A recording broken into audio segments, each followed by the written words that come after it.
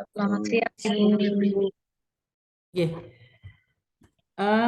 Untuk materi kali ini keperawatan jiwa, alhamdulillah bisa maju ya Bapak Ibu nggih karena keperawatan dewasanya kosong gitu nggih. Ini salam kenal mungkin sampai Cawud 2 baru kali ini saya masuk di kelas RPL untuk angkatan kedua ini nggih. Karena baru bisa ketemu di keperawatan jiwa nggih. Saya hanya mengajar di keperawatan jiwa saja. Dan tim saya ada Bu Zum Rotul, ya, dan ada Pak Abdul Wahid, nggih. Mungkin sudah kenal nggih Bapak Ibu nggih, sudah pernah diajar nggih, sudah. Nggih. Sebelum ke materi, nggih, materi mungkin saya akan menjelaskan mengenai RPS terlebih dahulu. RPS-nya karena ini baru pertemuan yang pertama. Nggih, apakah sudah tampak nggih Bapak Ibu? Sudah, Bu. Nggih, oke. Ya, untuk keperawatan psikiatri ya. Kalau dulu keperawatan jiwa 2, tetapi dengan adanya kurikulum terbaru jadi namanya berganti keperawatan psikiatri nggih. Totalnya hanya ada 3 SKS nggih. Untuk teorinya 2 dan untuk praktiknya 1 SKS. Jadi nanti ada 3 prasat yang akan diujikan nggih, pada saat UASnya ya. Jadi nggak hanya teori saja tapi ada penilaian praktiknya. Kemudian untuk capaian pembelajarannya, capaian pembelajarannya, kompetensi-kompetensi yang diharapkan dari mata ajar ini ya bisa tercapai, di mana mencakup kompetensi mahasiswa memahami tentang asuhan keperawatan, tidak hanya memahami aja, tetapi bisa menganalisis kasus-kasus RPK dan kasus-kasus perilaku kekerasan serta risiko bunuh diri pada pasien dengan skizofrenia. Kemudian ada waham, ada halusinasi, ada juga harga diri rendah. Pastinya kalau HDR di sini adalah HDR yang kronis ya, bukan HDR yang akut, nggih. Dan ada isolasi sosial, ada defisit perawatan diri. Ini saya yakin pada saat D3 dulu sudah pernah mendapatkan untuk asuhan keperawatannya ini, nggih Bapak Ibu. Di jiwa 2 juga ada penambahan dari asuhan keperawatan ya, baik pada keluarga dengan COVID ya, pasien dengan COVID-19, juga dengan ada HIV/AIDS ya. Terus ada kelompok-kelompok tertentu juga nanti akan kita pelajari di sini ya, korban KDRT, ada narapidana ya, ada anak jalanan, begitu juga post recovery ya, pemulihan pasien setelah dari RSJ itu juga akan dibahas. Dan juga salah satu penyebab kekambuhan juga adanya faktor atau stresor dari lingkungan sekitar, sehingga untuk jiwa 2 ini penting diberikan tentang supportive environment ya, untuk mencegah agar pasien tersebut tidak kambuh kembali. Dan yang terakhir ada yang namanya terapi modalitas ya, baik itu adalah terapi individu, terapi keluarga ya, terapi kelompok dan juga terapi lingkungan gitu. Nanti kita bahas pada pertemuan yang terakhir ya setelah UTS kalau untuk terapi modalitas. Itu untuk capaian pembelajarannya ya, mencakup 10 CPMK, kemudian ini nanti dibaca sendiri ya, untuk bahan kajian tiap mata ajar, tiap topiknya ya, itu nanti untuk pembuatan makalahnya bisa melihat dari poin-poin di atas ini, nggih. Seandainya nanti yang dapat HIV/AIDS ya di dalam makalahnya kurang lebih harus ada poin mulai dari kerangka konsep teorinya ya, kemudian baru ke asuhan keperawatannya gitu. Untuk referensi, baik yang referensi utama dan referensi pendukung ya, bisa dilihat di sini Bapak Ibu. Untuk tim pengajarnya terdiri dari 3 orang dan kebetulan saya sebagai koordinator. Untuk penilaian ya, jadi penilaian di sini mencakup ini ada UTS ya. Jadi UTS hanya ini ya. Hanya bobotnya 15%, UASnya 15% ya. Untuk praktikumnya ujian praktiknya itu 20% gitu ya. Jadi nanti ujian prakteknya bisa berupa TAK ya. Bisa berupa juga interaksi dengan pemberian SP baik pada pasien dengan halusinasi ya atau mungkin pasien dengan masalah diagnosa keperawatan lainnya ya. Kemudian bisa juga ujiannya nanti membuat pengkajian ya. Jadi mengkaji pasien skizofren kemudian dibuat dalam bentuk laporan ya askep jiwanya itu. Nanti formatnya saya berikan ya. Terus untuk tugasnya di sini ada tugas individu dan juga tugas kelompok ya. Kalau tugas individu tadi dari pengkajian itu kemudian dibuat dari analisis data, kemudian intervensi, implementasi, tentunya menggunakan sumber panduan buku 3S ya. Karena selama ini yang sudah-sudah itu untuk diagnosa jiwa aja gitu ya. Diagnosa jiwa aja itu kebanyakan masih diagnosa tunggal ya. Untuk workshop dari hasil workshop terbarunya kita untuk diagnosa keperawatan untuk yang jiwa harus tetap mencakup PES ya, ada problem, etiologi dan simptomnya gitu. Kemudian psikinya ya, intervensi ya, tentunya intervensi di jiwa juga sekarang mengacu kepada SLKI ya. Kalau yang dulu kita hanya fokus ke SP saja, pemberian SP1 sampai dengan 4 saja, akan tetapi untuk yang sekarang kita tetap ada OTEK-nya. Jadi yang sudah saya amati ya, jadi kalau SP1 sampai 4 itu sebenarnya sudah masuk di dalam OTEK gitu ya, tapi bahasa kalimatnya berbeda, tapi maknanya aslinya sama ya. Jadi nanti kita kombinasi antara otek yang ada di psiki ya dengan SP yang SP jiwa ya. Kita sampai hafal SP1, kalau halusinasi 1 sampai 4 apa aja gitu sampai hafal ya. Akan tetapi setiap pasien ya tidak bisa disamakan gitu. Artinya pasien 1 diberikan SP1 sampai dengan 4 kok bisa berhasil ya, halusinasinya bisa menurun gitu ya. Tetapi kok pasien yang B kok nggak bisa gitu ya. Kalau seandainya SP1 sampai dengan SP4 kok pasiennya halusinasi malah semakin meningkat gitu ya, sehingga kita bisa memberikan intervensi lain, pilihan lain yang ada di otek buku psiki tersebut gitu. Kemudian untuk penugasan sendiri ya itu adalah tugas individu, terus tugas kelompoknya membuat makalah dan dipresentasikan ya. Nanti saya serahkan kepada si pennya kira-kira dalam satu kelompok silahkan dibagi mau berapa mahasiswa gitu ya. Kemudian untuk pembuatan makalah ya, seminarnya bab 1 seperti biasa ya, ada latar belakang, ada tujuan gitu ya. Terus bab 2-nya adalah konsep teori. Kalau dapatnya asuhan keperawatan dengan waham berarti mulai dari pengertian waham ya, terus jenis-jenis waham, psikopatologi terjadinya waham, kemudian ada juga tanda gejala ya. Contoh penata laksanaannya apa gitu. Itu masuknya di bab 2. Kemudian bab 3-nya adalah di asuhan keperawatannya mulai dari pengkajian sampai dengan evaluasi gitu. Ini untuk bobot penugasan saya tinggikan 35% sendiri gitu ya. Semoga bisa menutupi kekurangan nilai pada saat UTS dan UAS. Ya, kadang sudah dibuat tugasnya sampai 35% gini tapi ngatrolnya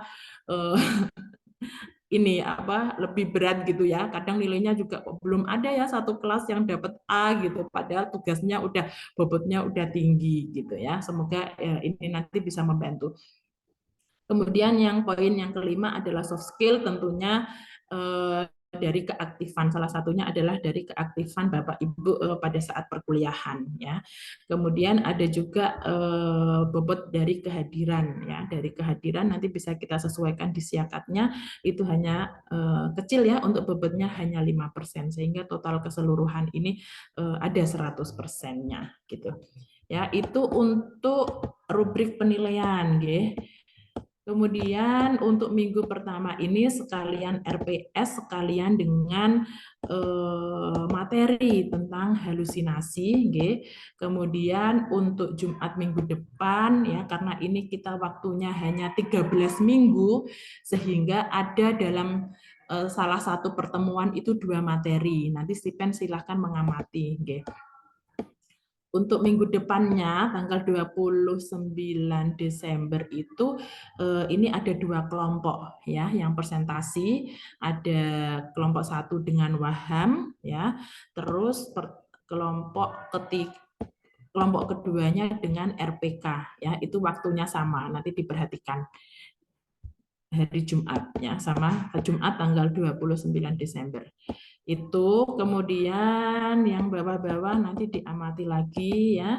Ada yang hanya satu materi gitu ya dalam satu kali pertemuan, ada yang langsung 2. Ini saya pepet-pepetkan gitu ya. Sebenarnya kan butuhnya adalah 16 minggu, tapi ini totalnya kok selesainya cawu 2 ini hanya 13 minggu ya, sehingga ada yang double untuk ininya topik pembahasan mata ajar.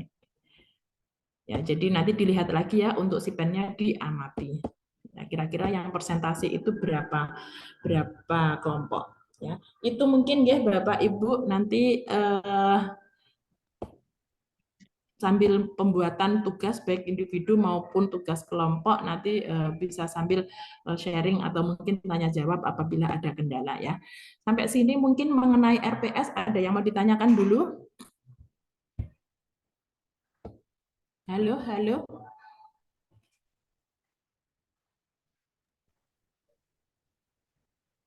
Oh, jadi untuk kelompoknya kita bagi berapa kelompok, Bu? Gimana Pak Syahrir? Monggo Pak, gimana Untuk Pak? pembagian kelompoknya kita bagi menjadi berapa kelompok, Bu? Untuk mohon maaf Pak, suaranya agak kecil ya di saya ya. sekarang nggak, Bu ya? Halo? Halo? Nggih, ya Pak. Kedengaran ya? Oh, kelompoknya mau dibagi berapa kelompok ya, Bu? Oke. Kelompoknya ini membutuhkan sebentar berapa ya Pak? Sebentar. Kayaknya 10 gitu tadi Bu di atas 10 tuh. nggih, atau berapa nggih? Ada 8, Ada 10 kayak di atas tadi. 9, 10. Benar, 10, 11 Pak. Nggih. Kelas ini berapa nggih totalnya nggih? Saya kok belum buka siakatnya. Ya, dibagi jadi 11 ya. Kurang lebih 59 lebih enggak ya? Kelompoknya jumlah kelas satu kelas berapa gitu. Oke, nanti dibagi nggih membutuhkan 11 kelompok. Oke, nanti dibagi jadi 11. Oke. Oke, sebelum presentasi ya, jadi harus dikonsulkan terlebih dahulu ya kepada dosen yang bersangkutan ya. Jadi minggu depan Jumat ya sudah presentasi, setidaknya hari Selasa sudah harus konsul nggih Bapak Ibu nggih. Yang dapat Waham sama RPK dulu untuk minggu depan. Nggih. Nggih. Oh, Ada maaf, lagi? Bu. Nggih. Kalau untuk menarik untuk diagnosa intervensi itu menggunakan 3S di sini Pak sudah mengcover untuk kejiwaan ya? Saya Nggih, belum sampun pernah Pak. coba sih. Sudah, Sudah ya? sudah. Kan untuk workshop terbaru 3 bulan yang lalu sudah wajib menggunakan buku 3S sekarang, Pak. Dan di dalamnya sudah lengkap dari kalau kita kan jiwa 7 diagnosa gangguan ya, mulai dari halusinasi sampai dengan defisit perawatan diri sudah tercover semua di buku 3S sudah ada. Jadi kayak halusinasi SP1 sampai dengan SP4 itu sudah masuk di oteknya. Jadi kita nggak perlu menulis SP manual, maksudnya SP sendiri nggak perlu karena sudah masuk di oteknya. Gitu, nggih. Nih, Bu. Makasih, Pak. Oke, ada lagi yang lain Bapak Ibu? Mboten wonten.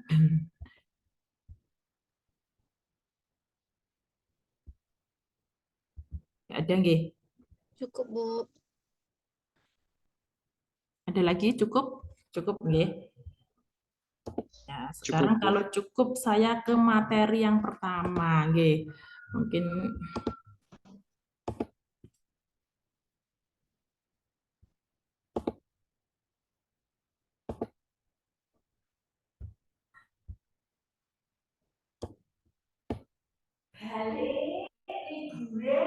sebentar, mumpung bisa maju.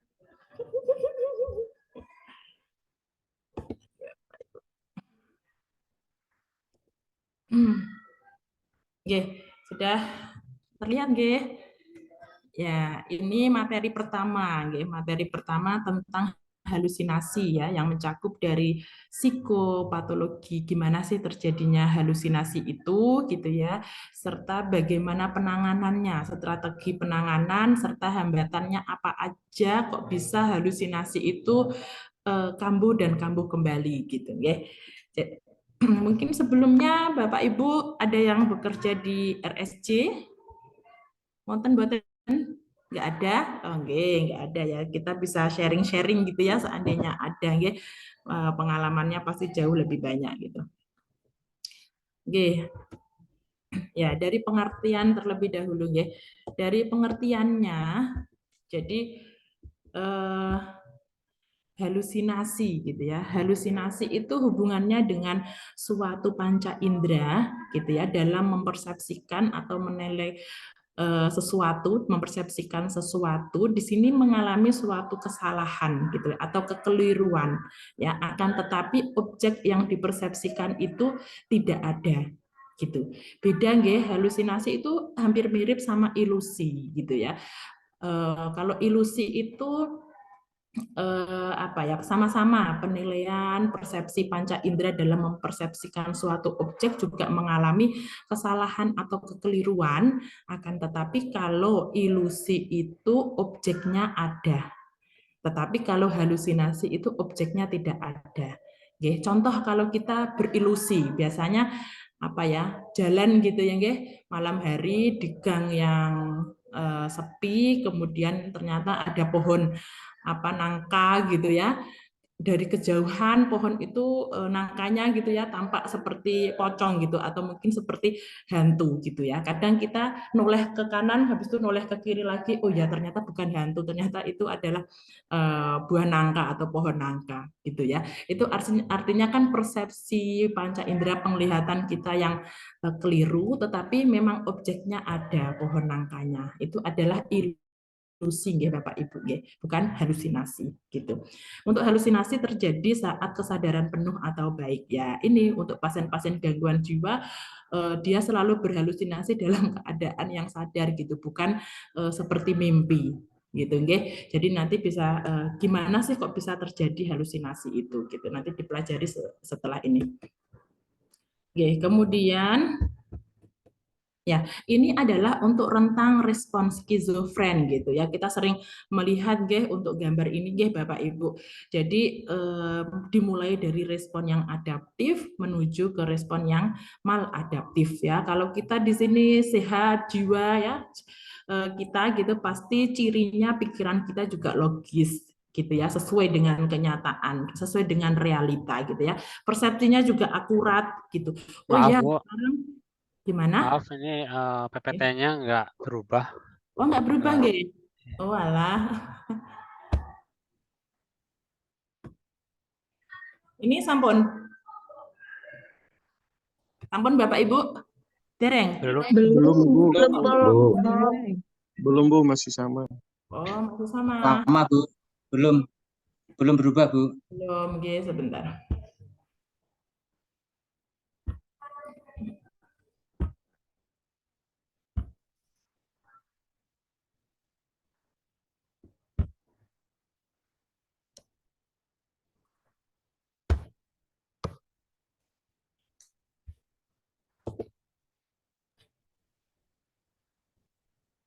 Belum juga, nggih? Sudah. Ya, sudah, Bu. Oke, terima kasih. Sudah, Bu. Oke, suwun. Ya, jadi tadi ya untuk respon yang adaptif dimulai dari pikiran yang logis ya, persepsi juga akurat ya. Artinya oh sekarang saya melihat Bapak Ibu gitu ya, apa namanya, sedang memang benar-benar mendengarkan perkuliahan. Nah, itu juga ya persepsinya, contoh persepsi yang akurat gitu ya.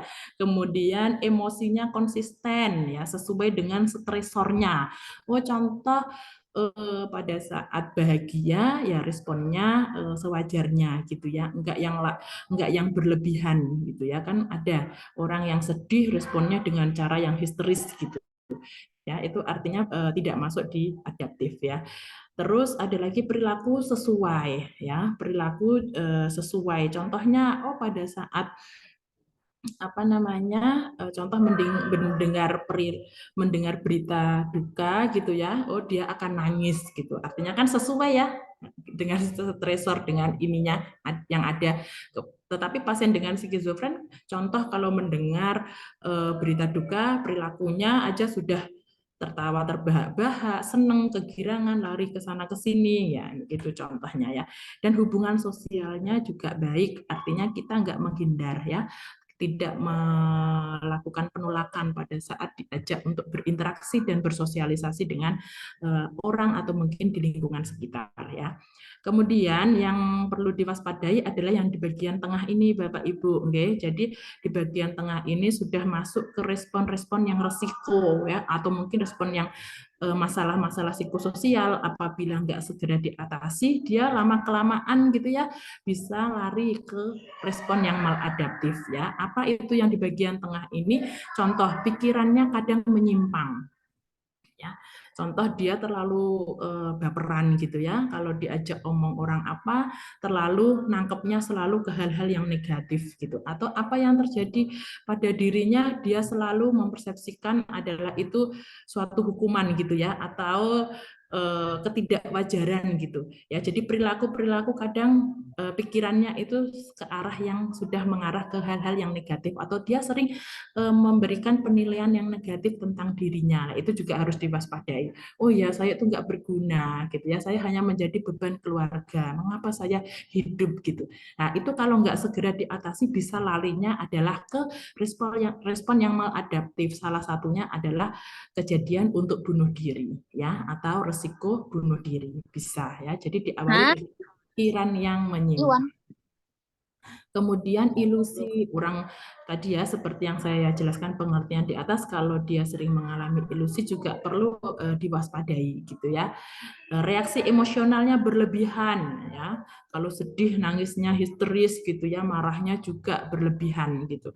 Perilaku aneh atau tidak lazim, biasanya melanggar norma-norma sosial ya, peraturan-peraturan yang ada di lingkungan sekitar ya, lingkungan ada di sekitar kadang banyak yang melanggar gitu ya, pasien-pasien atau orang tersebut, dan mulai melakukan menarik diri. Nah, perlu diwaspadai ya, menarik diri, malu ketemu orang ya, lebih baik di dalam kamar ya, nggak mau ngapa-ngapain. Nah, itu harus diwaspadai karena menarik diri ini sudah masuk di tanda gejala negatif seseorang mengalami yang namanya skizofren ya. Kalau tanda gejala positifnya, seseorang bisa dikatakan skizofren itu apabila dia mengalami halusinasi atau mengalami waham, atau mungkin bisa keduanya tadi. Gitu ya Bapak Ibu ya. Jadi bisa skizofren kalau dia ada halusinasi atau ada wahamnya. Nah, itu adalah tanda gejala negatifnya. Kalau tanda gejala positifnya, kalau negatifnya adalah salah satunya ya ini, perilaku menyimpang atau mungkin menarik diri gitu. Ya. Kemudian lanjut ke respon yang maladaptif, tentunya contohnya ada gangguan pikir ya, atau mungkin waham ya, dia sering meyakini suatu hal yang tidak sesuai dengan realita tapi diucapkan berulang kali gitu, waham, atau sudah mengalami yang namanya halusinasi ya, kesulitan untuk memproses emosi, dia tidak bisa mengontrol emosinya, kalau lagi jengkel, marah ya, responnya selalu agresif atau mungkin amuk, membanting perabotan atau mungkin apa aja yang ada di lingkungan sekitar, dia lebih mengarah ke merusak. Itu ya. Terus ada ketidakakuratan perilaku gitu, dan mengalami yang namanya isolasi sosial ya. Itu adalah ciri dari respon yang maladaptif. Oke. Kemudian lanjut ke fasenya ya, kelihatan nggih Bapak Ibu. Untuk fase halusinasi ya, fase halusinasi itu ternyata ada 4 ya. Ini beda ya dengan jenis halusinasi ya.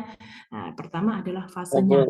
Fase halusinasi itu dari comforting, condemning, gimana?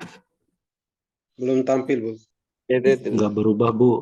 Oh, Masih enggak tetap berubah. respon rentang skizo fasenya. Aduh, gimana ya? Kayak gini tuh sinyalnya apa gimana ya? Ada yang tahu? Gini aja, saya kirim ke si pen, nanti kalian buka sendiri gimana? Ya, gitu ya. Sebentar, sebentar. Iya, Bu. Iya, Bu.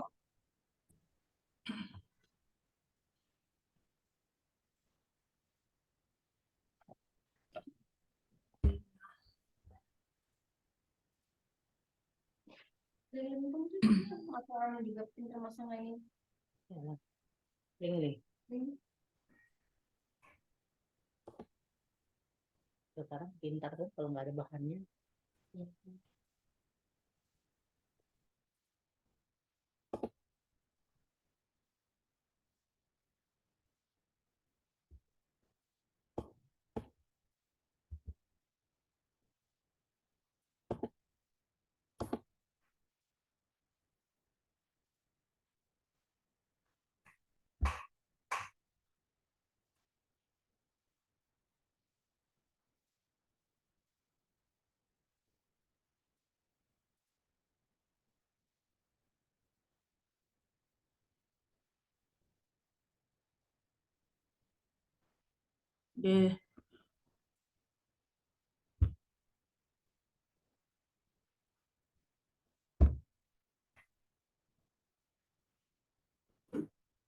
Sudah masuk nggih Pak Sarir, sudah terkirim sepertinya.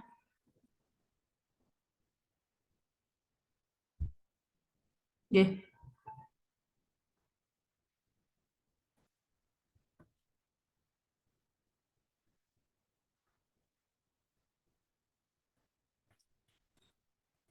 Nggih. Bisa dilanjut nggih Bapak Ibu? Halo. Ya, Bu, lanjut, Bu. Ya, itu Bisa, sudah Bu. saya kirimkan ke Pak Sarir ya, biar bisa di-share ke grupnya Ya, Bu. kalian. Nggih. Oke. Oke. Ya, lanjut ke fase halusinasi. Nggih. Ya, fase halusinasi tentunya tadi dimulai dari comforting ya. Jadi comforting itu adalah fase halusinasi yang pertama yang kadang kalau pasiennya itu tanda gejalanya ya, pasien tampak masih senang, bahagia ya apabila dia mengalami halusinasi atau pada saat halusinasinya itu muncul dia responnya masih bahagia gitu, senang. Dia akan mengalami yang namanya kesepian apabila halusinasinya itu nggak muncul gitu ya. Dan cirinya dia akan mengikuti semua perintah dari halusinasi tersebut karena masih comfort. Comfort itu kan kata ininya artinya adalah nyaman ya. Jadi dia nyaman dengan halusinasi tersebut. Ya, jadi kalau pasien masih berada pada fase ini, kadang kalau kita paksa memberikan SP menghardik gitu atau mungkin SP yang lainnya ya, itu kebanyakan tidak akan berhasil karena tadi pasien masih memilih menolak ya dengan kehadiran orang lain, apalagi tahu kalau perawat atau mungkin mahasiswa tersebut akan membantu dia untuk menjauhkan dari halusinasi itu ya. Jadi dia nggak menginginkan hal itu terjadi ya. Biasanya pasien kalau ditanya, mbak tadi kok ketawa ketiwi sendiri lihat ke pojokan gitu, kalau boleh saya tahu coba diceritakan mbak lihat apa tuh di sana. Nggak ada apa-apa, terus lari. Biasanya kalau seperti itu, kalau dia masih comfort, dia nggak mau ada orang lain mengganggu halusinasinya, gitu ya. Itu tanda gejalanya. Yang bisa kita lakukan ya, jangan dipaksa memberikan SP, tetapi PR kita adalah menyadarkan bahwa apa yang pasien alami itu termasuk dalam halusinasi. Ya, menyadarkan aja susah kalau pasiennya masih berada pada fase ini.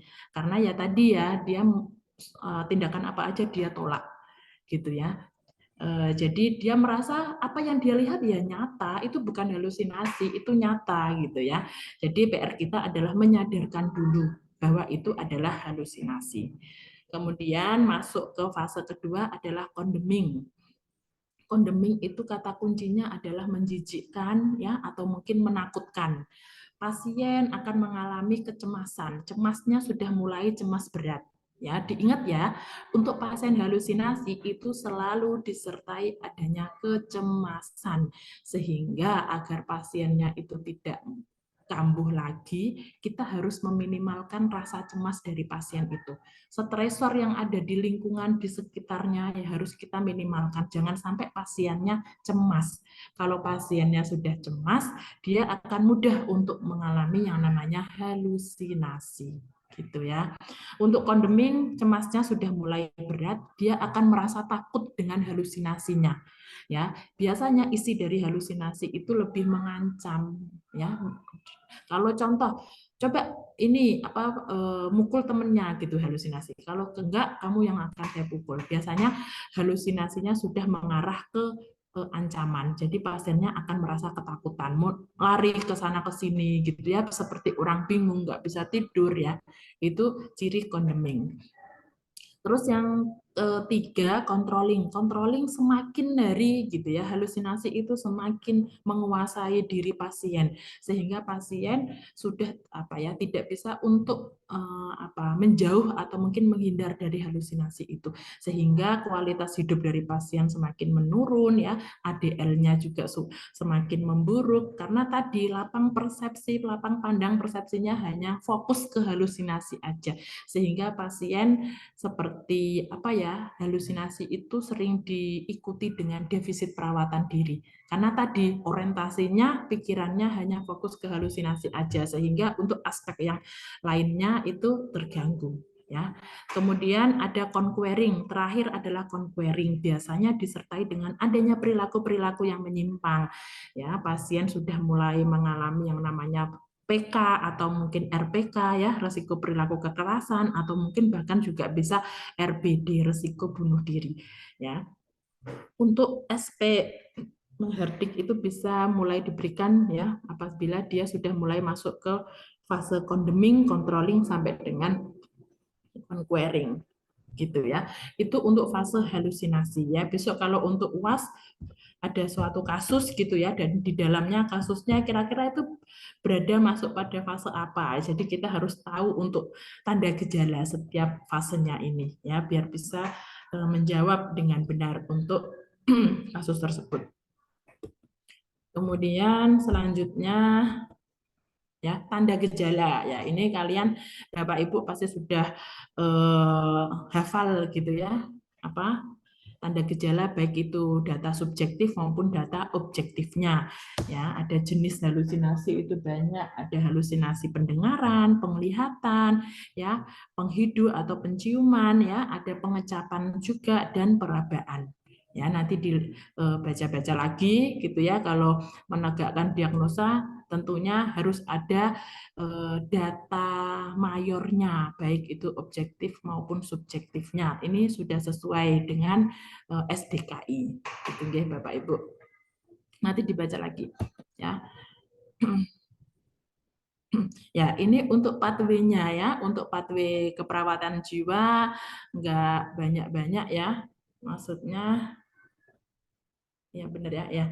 Untuk pathway-nya cukup sedikit aja gitu ya, nggak kayak KMB ya.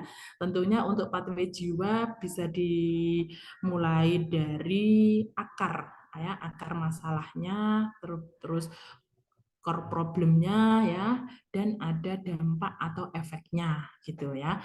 Di sini untuk core problemnya adalah gangguan persepsi sensori halusinasi gitu ya. Tentunya halusinasi itu bisa muncul karena ada beberapa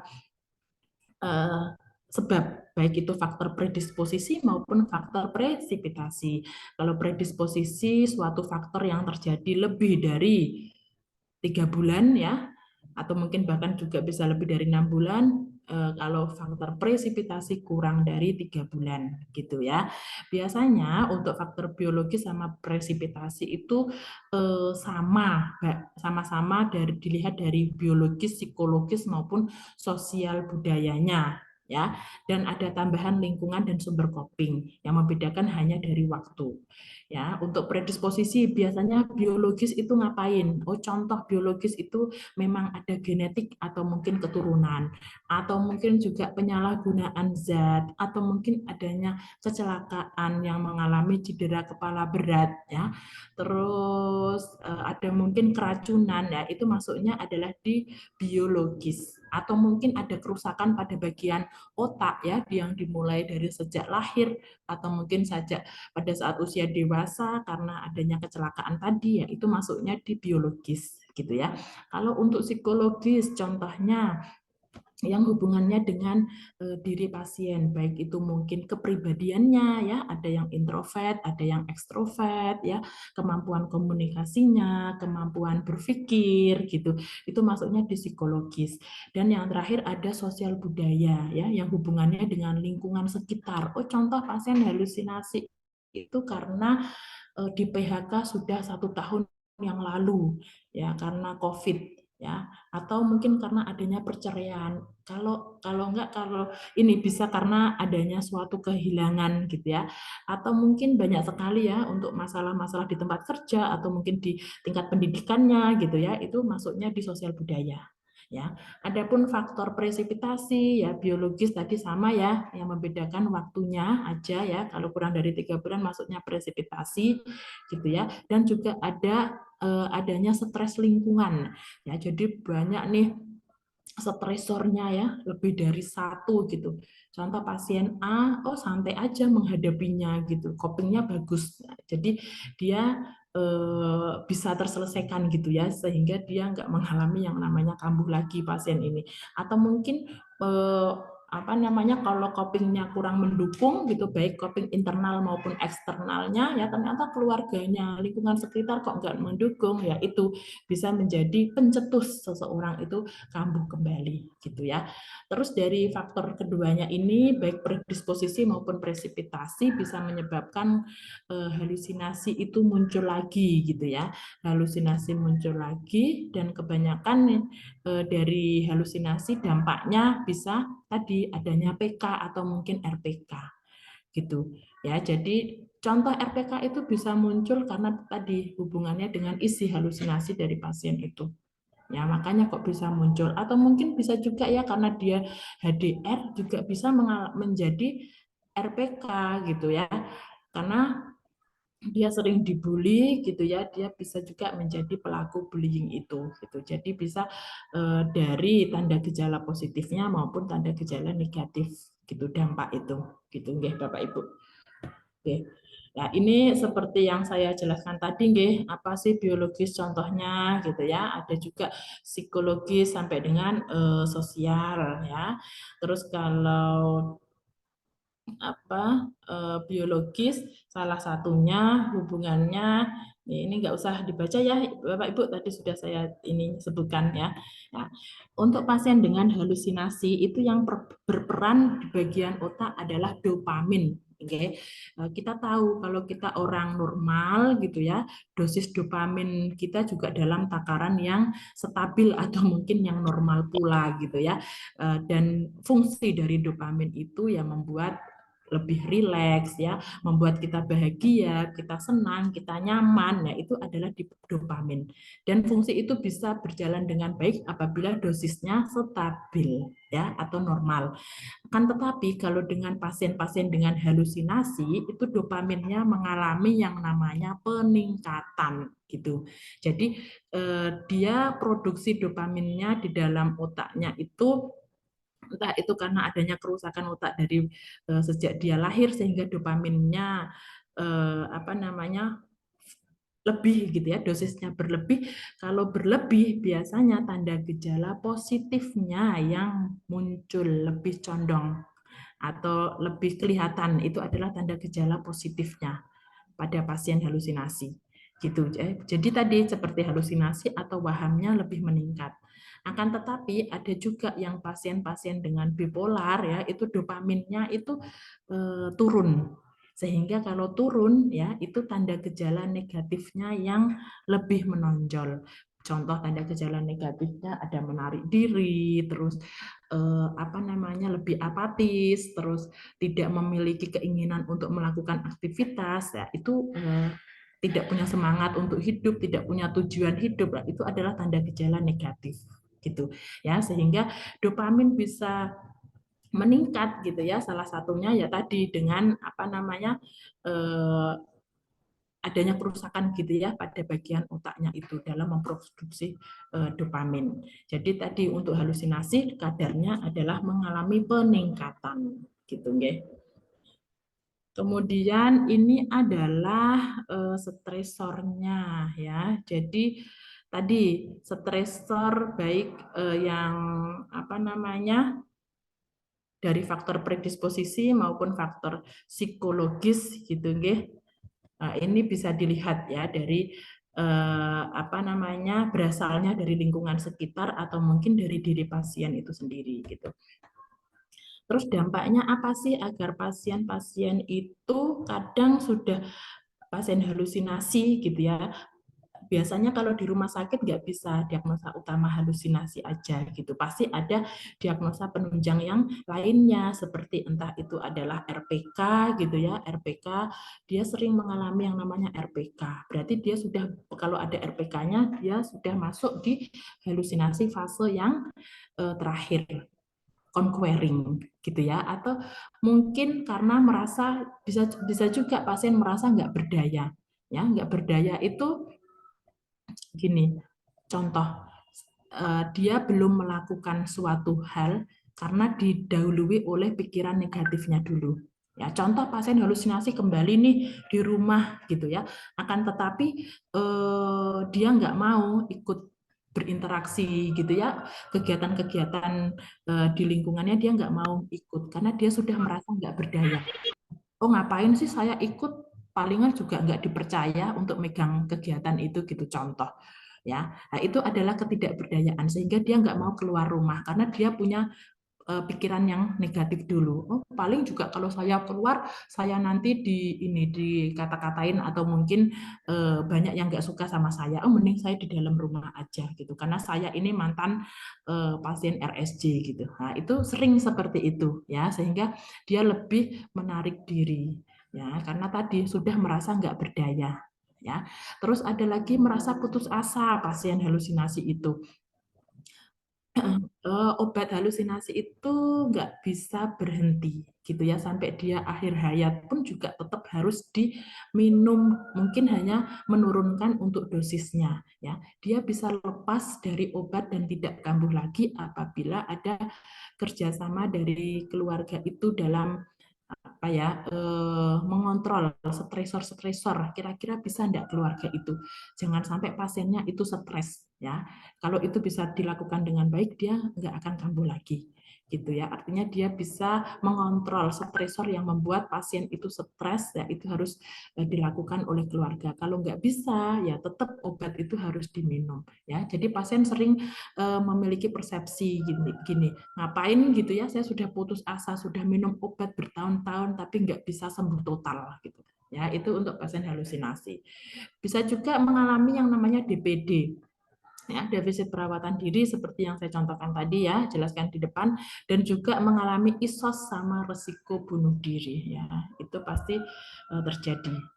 Untuk prinsip manajemen halusinasi gitu ya, prinsipnya adalah memutus halusinasi gitu ya, mereduksi ansietas sama mendistraksi halusinasi. Kita tahu ya, SP1-nya adalah menghardik, terus SP2-nya obat, SP3-nya verbal ya dengan berkata-kata, dan SP3-nya adalah melakukan kegiatannya. Jadi kalau memutus halusinasi itu dengan cara meminum obat dan menghardik. Nah, itu masuknya di memutus. Ya, kemudian juga tadi yang saya sampaikan kalau halusinasi selalu ada cemasnya, sehingga pasien harus tidak fokus ke halusinasinya aja, tetapi cemasnya juga harus diatasi. Gitu ya, bisa untuk menurunkan kecemasan bisa diajarkan tarik nafas dalam gitu ya, terus habis itu latihan relaksasi otot progresif atau mungkin dengan mendistraksi gitu. Terus ada distraksi halusinasi, itu masuknya adalah dengan melakukan percakap-cakap ya, dan melakukan kegiatan untuk mengalihkan agar pasien itu nggak fokus ke halusinasinya. Jadi harus didistraksi ya. Nah, ini untuk manajemen ya dari halusinasi itu ternyata mencakup 3 ini ya, manajemen perilaku, obat, dan lingkungan. Kalau manajemen perilaku tentunya harapan terakhir kita gitu ya, kalau merawat pasien dengan halusinasi adalah memandirikan pasien ya, dan merubah perilaku menjadi adaptif gitu ya. Biasanya perilaku yang adaptif itu pertama adalah mengenalkan dulu halusinasi dan ajarkan memonitornya gitu ya. Kita mengenalkan tadi yang ada di fase pertama, ini halusinasi ya, ibu itu mengalami halusinasi gitu. Dan nanti kalau ibu melihat bayangan lagi ya, ibu bisa langsung sampaikan ke perawat yang ada di sini. Kalau ibu mengalami itu berarti ibu belum berhasil melakukan SP-nya. Ya, nah, kenapa? Karena halusinasinya kok masih muncul lagi dan muncul lagi, gitu ya. Entah itu hambatannya dari perawatnya atau mungkin dari pasiennya. Nanti kita lihat ya. Kemudian kita melatih menghardik sampai dengan aktivitas ya. Manajemen obat tentunya kita mengajarkan 5 benar obatnya ya. Benar pasien, benar obat, benar dosis gitu ya, benar frekuensi waktu minum, dan benar cara minumnya. Untuk manajemen lingkungan ya tentunya kita menghindari budaya mengurung pasien ya. Ini tidak boleh menseklusi, mengurung pasien. Seklusi adalah mengurung pasien di dalam kamar ya, dan harus diminimalkan benda-benda yang berbahaya ya, itu juga tidak diperbolehkan karena nanti kalau terlalu lama mengurung ya, dia akan melamun ya, sehingga tadi memberikan kesempatan untuk halusinasi itu muncul. Menciptakan lingkungan yang rendah stimuli ya, agar pasiennya itu enggak stres ya, itu kita harus menciptakan lingkungan yang kondusif, artinya yang enggak membuat pasien itu tertekan. Nah, itu gimana ya? Terus ciptakan lingkungan yang kondusif gitu ya, dengan cara mengajak untuk bercakap-cakap atau mungkin melibatkan pasien itu pada setiap kegiatan atau mungkin kegiatan ya yang sesuai dengan kemampuan dari pasien tetap harus kita libatkan ya. Peduli dengan kebutuhan dan kondisi pasien ya, tentunya ya, lebih peka, lebih sensitif gitu ya. Selama ini mungkin kalau kita merawat pasien hanya ke fisiknya aja gitu ya, tanpa mempedulikan gitu ya perasaan dari pasien atau mungkin kebutuhan psikologis dari pasien. Nah, itu yang harus kita rubah ya untuk sekarang. Jadi kalau pasiennya murung ya, langsung bisa kita tanyakan, apa Ibu yang terjadi gitu ya, bisa diceritakan kepada saya, yang Ibu rasakan bagaimana. Nah, itu ya. Terus hindari merokok dan meminum kopi ya, karena kandungan dari rokoknya itu kadang nikotin tar ya, itu yang membuat proses kerja dari obat halusinasinya itu mengalami perlambatan ya, atau mungkin merusak fungsi kerjanya gitu ya, proses kerja dari obat ini, sehingga nggak mengena ke tadi halusinasinya ya, karena ada nikotin sama tarnya ya. Di sisi lain kalau kita di RSC yang diminta ya hanya obat-obat dan obat ya, akan tetapi ternyata di sisi lain obat, selain kalau menurut pasien rokok itu membuat pasien nyaman, rileks, tetapi bisa merusak dari fungsi kerja dari obat halusinasinya, sehingga tidak diperbolehkan ya. Dan pastikan klien terlibat dalam semua kegiatan yang ada di ruangan, serta membantu membudayakan keterampilan baru mengatasi halusinasi ya. Ini jadi jangan hanya melulu perawat itu memberikannya SP dan SP aja, tetapi ada hal baru yang bisa diberikan ya, inovasi baru ya. Inovasinya apa ya, itu bisa lihat di buku 3S-nya gitu ya. Nah, ini hambatannya kenapa kok halusinasi itu bisa muncul dan muncul ya, itu bisa dilihat dari sisi pasiennya. Oh gimana? Oh mungkin dari defisit kognitif ya, kita tahu ya, contoh pasien halusinasi sudah lansia gitu ya, sudah mengalami demensia, tentunya pada saat kita mengajarkan baik itu SP ya, atau mungkin tindakan yang lainnya, tentunya juga mengalami kesulitan sedikit atau mungkin kendala ya, besok lupa lagi, sekarang aja lupa, gimana pasiennya bisa melakukan dengan mandiri gitu contoh ya, itu salah satu hambatannya ya. Atau mungkin fase halusinasinya, oh pada saat pengkajian pasiennya nggak memberikan informasi yang jelas gitu ya, bahwa dia ternyata kok masih berada pada fase 1 ya, makanya diberikan tindakan SP nggak mengena di sana ya, nggak sesuai sasaran karena dia tadi informasi yang disampaikan nggak benar gitu ya, sehingga untuk penentuan tindakannya pun juga nggak sesuai ya. Jadi kita harus bisa melihat fasenya. Untuk eksternal bisa dilihat dari sisi perawatnya. Perawat kadang belum paham dengan fase halusinasi itu ya.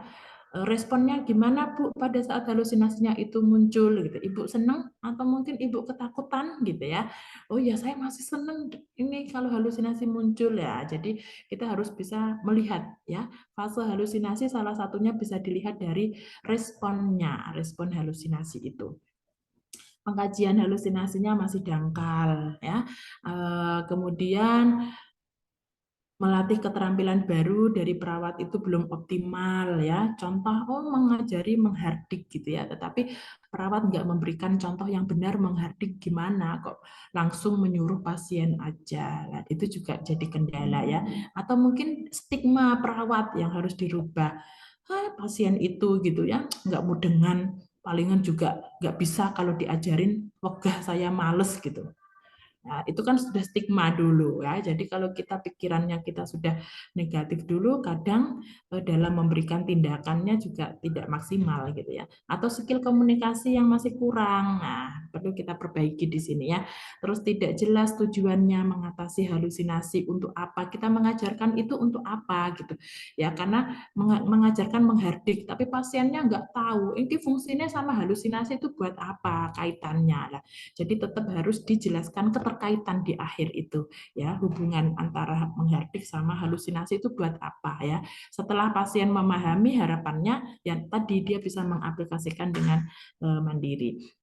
Atau mungkin di lingkungan ya, lingkungan sekitar juga harus dikondisikan ya, untuk adanya seklusi tidak boleh dilakukan. Terus habis itu contoh pemenuhan kebutuhan spiritual kalau pasiennya sudah stabil juga tetap harus kita berikan dikombinasi dengan SP halusinasinya ya, itu bisa. Atau mungkin budayakan TAK kalau yang ada di ruangan.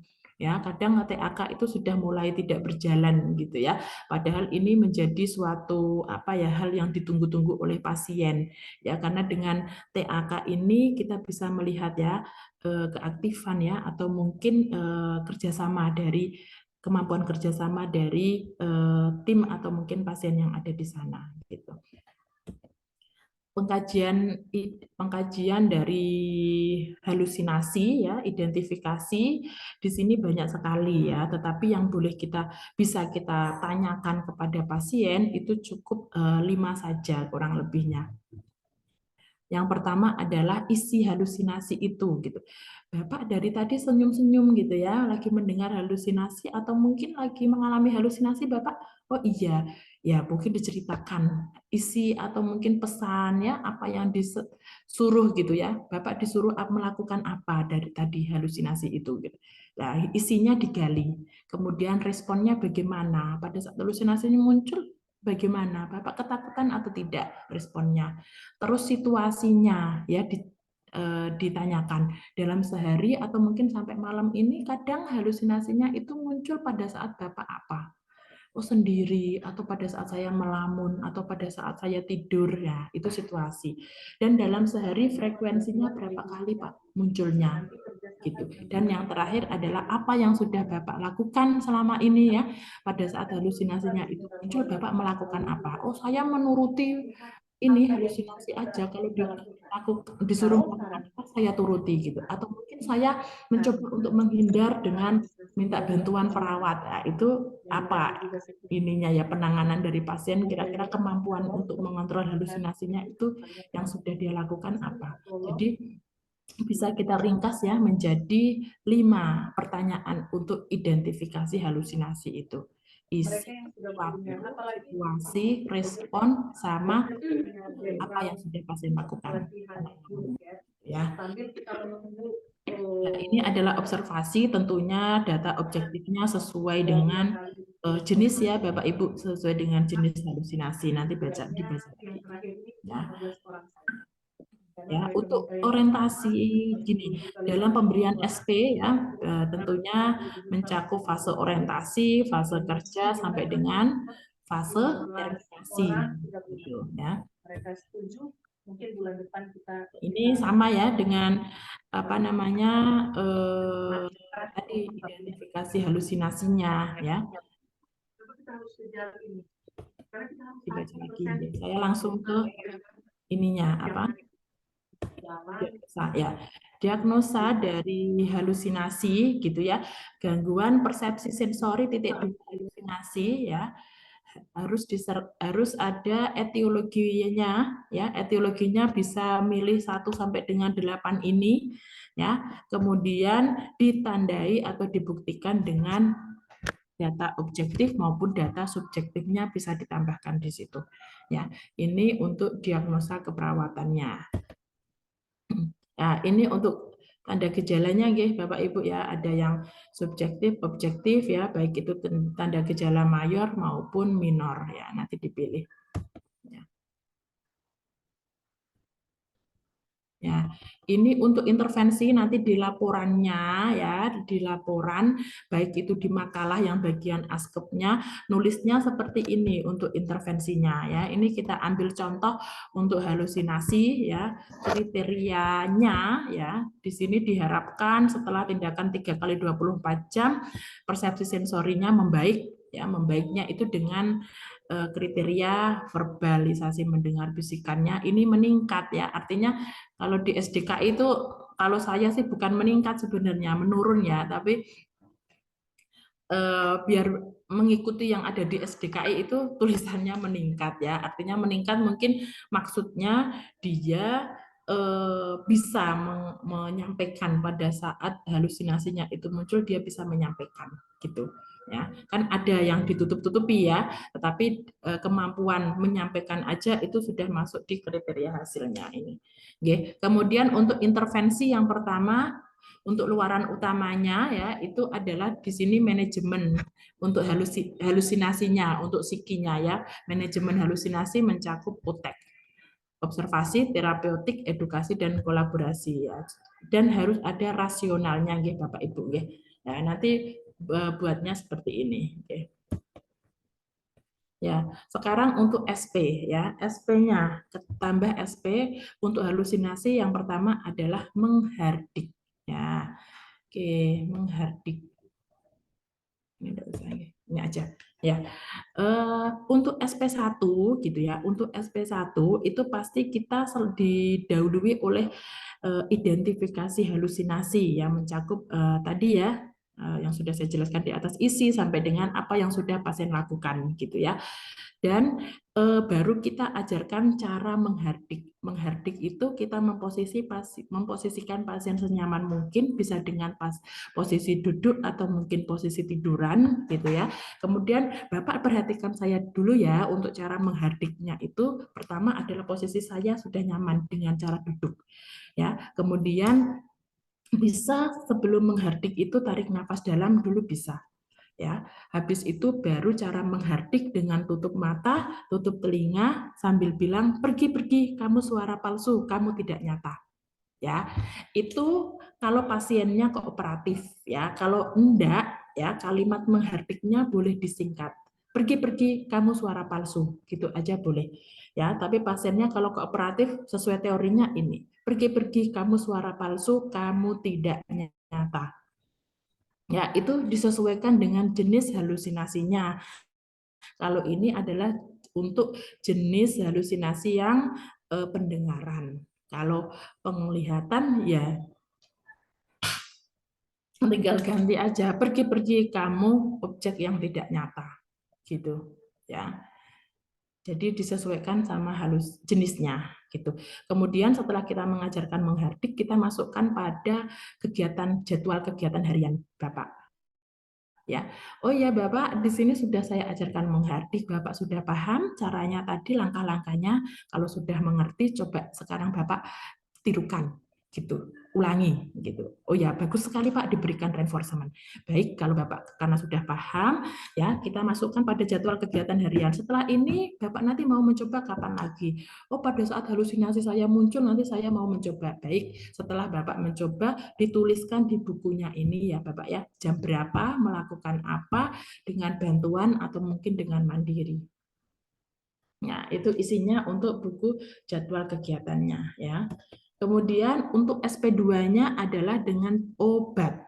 Ya, obat itu kita mengajarkan obat, tetapi sebelum ke obat kita evaluasi dulu. Bapak kemarin sudah saya ajarkan menghardik ya. Kira-kira Bapak masih ingat nggak cara menghardik yang benar itu bagaimana? Ya, terus dicontohkan oleh pasiennya gitu ya.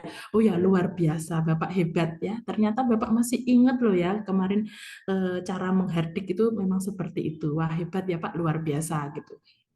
Jangan pelit-pelit ya memberikan reinforcement ya pada pasien dengan gangguan jiwa itu gitu. Karena dengan reinforcement itu dapat meningkatkan kepercayaan diri pasien ya. Kemudian masuk ke obat ya. Untuk pertemuan yang kedua ini saya mengajarkan tentang benar obat Bapak. Ya, jadi yang pertama benar obat itu mencakup 5. Ada benar pasien, benar obat, dosis, waktu dan cara minum. Itu ya. Jadi kita belajar yang pertama dulu benar pasien. Bapak kalau menerima obat benar pasien itu harus dicek dulu ya identitas dari bungkus obatnya. Namanya sudah sesuai enggak, umurnya, alamatnya. Kalau sudah sesuai berarti itu obat Bapak dan bisa untuk diminum. Itu adalah benar pasien. Kalau benar obat, baik. Kali ini ya Bapak mendapatkan 2 obat ya. Yang pertama ini namanya haloperidol. Warnanya putih, bentuknya bulat sampai segitunya kalau kita ngajarin ke pasien skizofren ya. Jadi memang benar-benar biar bisa dipahami gitu ya. Jadi harus detail. Gitu. Ya, jadi obatnya warna putih, bentuknya bulat gitu ya. Namanya ini haloperidol, fungsinya untuk menurunkan halusinasi yang Bapak alami. Dan setelah minum untuk obat yang pertama ini biasanya Bapak akan merasakan ngantuk. Ya, itu. Terus obat yang kedua namanya chlorpromazine, Pak, ya, warnanya orange, bentuknya oval gini ya. Dan ini untuk membuat pasien pasien atau mungkin Bapak lebih rileks dan lebih tenang. Ya, dan setelah minum kadang merasa berdebar-debar atau mungkin kaku-kaku pada bagian mulut. Nah, itu disampaikan, itu benar obat, ya. Terus benar dosis ya, dari 2 obat ini ya itu setiap minumnya selalu 1 butir penuh Bapak ya. Nanti kalau dapat sore atau malam kok dia seperti setengahnya ya dosisnya atau mungkin seperempatnya ya dari tablet ini gitu ya, itu bisa segera ditanyakan ya. Jangan-jangan itu bukan obat Bapak, itu dosis. Biasanya kalau pasien pakainya miligram itu nggak paham. Jadi bisa dialihkan ke itu tadi ya. Terus benar waktu dalam 1 hari minumnya berapa kali, waktunya apa aja, siang, pagi, siang, malam ya, atau mungkin hanya pagi dan malam aja disampaikan. Dan cara minumnya dari kedua obat ini dengan cara ditelan, nggak ada yang dihisap ya. Nah, itu adalah 5 benar obat dan di akhir harus dijelaskan juga. Bapak diingat-ingat tadi dari 2 obat ini ternyata manfaatnya luar biasa, bisa membuat kondisi Bapak jauh lebih baik lagi. Sehingga saya wanti-wanti gitu ya, Bapak jangan sampai putus minum obat meskipun itu hanya 1 kali minum ya, itu jangan sampai putus. Karena tadi kalau Bapak putus minum obat ya, jadi keluhan atau mungkin tanda gejalanya akan muncul kambuh dengan mudah. Nah, itu disampaikan kalau untuk obat gitu ya. Kemudian memberikan reinforcement ya dan memasukkan pada jadwal kegiatan harian. Nah, itu untuk SP2 ya. Ini macam-macam obatnya nggih Bapak Ibu nanti dilihatnya. Ya, untuk SP3-nya adalah bercakap-cakap. Bercakap-cakap dievaluasi menghardiknya, dievaluasi 5 benar obat tadi. Kalau pasiennya sudah bisa lanjut ke bercakap-cakap. Ya, bercakap-cakap itu syaratnya harus ada orang yang diajak bercakap-cakap, waktunya tepat, sama ada topik pembicaraannya aja, topik pembicaraan. Jadi selama ini gitu ya, kalau kita ngajarkan ke pasien hanya dengan cara izin minta diajak ngobrol, habis itu diem, nggak ada topik untuk bercerita beneran. Nah, padahal itu penting karena ya tadi prinsipnya untuk SP3 sama SP4 kan untuk mendistraksi, ya, mengalihkan. Jadi kita harus benar-benar ada contoh untuk topik pembicaraannya, ya. Yang pertama tadi minta izin dulu, habis itu kita mencontohkan. Ya, kalau Bapak bersedia, saya contohkan. Seandainya sekarang saya lagi mendengar halusinasi, kemudian pada saat itu saya langsung menemui teman atau mungkin perawat yang ada di sini, izin ngajak ngobrol dan bisa ngobrol beneran. Kali ini saya mau bercerita tentang hobi saya. Diceritakan hobinya apa, memasak. Masak itu contoh masakan yang saya sukai adalah sop. Bahan-bahannya apa, caranya bagaimana lah, itu disampaikan. Ya, dan di akhir setelah itu saya sudah cerita, mungkin sekarang gantian Bapak gimana tadi kalau mendengar halusinasi apa yang harus dilakukan. Pasiennya diminta untuk bercerita. Dan di akhir kita harus menjelaskan, ya, ada benang merahnya, distraksi, ya, bahwa bercakap-cakap itu suatu cara untuk mendistraksi, ya, agar untuk mengalihkan agar Bapak enggak fokus ke halusinasi, harus dialihkan dengan cara bercerita seperti itu. Ya, itu untuk SP3-nya, ya. Untuk SP4-nya adalah dengan melakukan aktivitas, ya. Aktivitasnya apa sesuai dengan kemampuan dari pasiennya. Contoh aktivitas yang ada di ruangan, merapikan tempat tidur atau mungkin apa gitu ya, atau mungkin menyapu atau mungkin mengepel, mencuci piring, ya, itu disampaikan alat-alatnya mau apa, ya, terus cara melakukan yang benar gimana, apa namanya, merapikan tempat tidur itu caranya bagaimana dan di role playkan.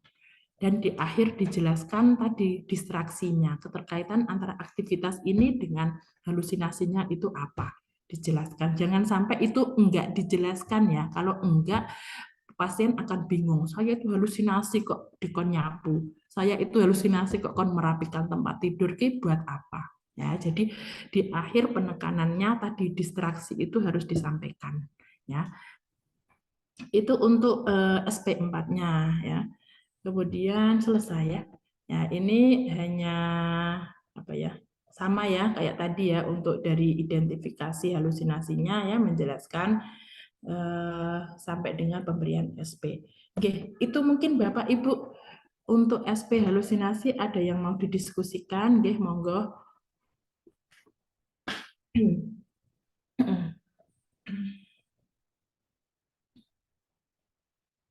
Nggak ada? Halo, halo.